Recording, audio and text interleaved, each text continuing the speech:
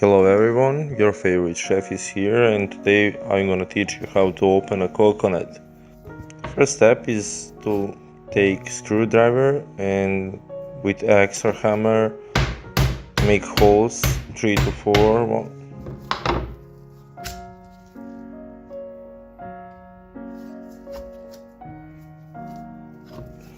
It needs some certain time to take water outside of coconut.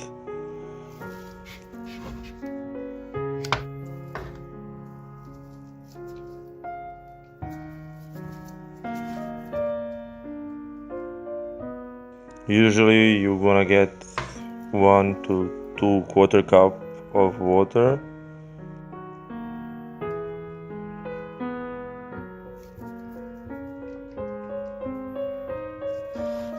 And then with axe or hammer or any tool that you have, you're gonna hit coconut.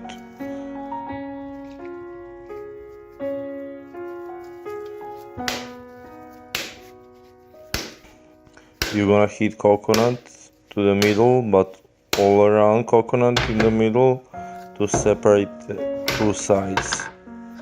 And that's all, guys. Thanks for watching. I hope that you enjoy. Don't forget to subscribe, share. See you in the next video.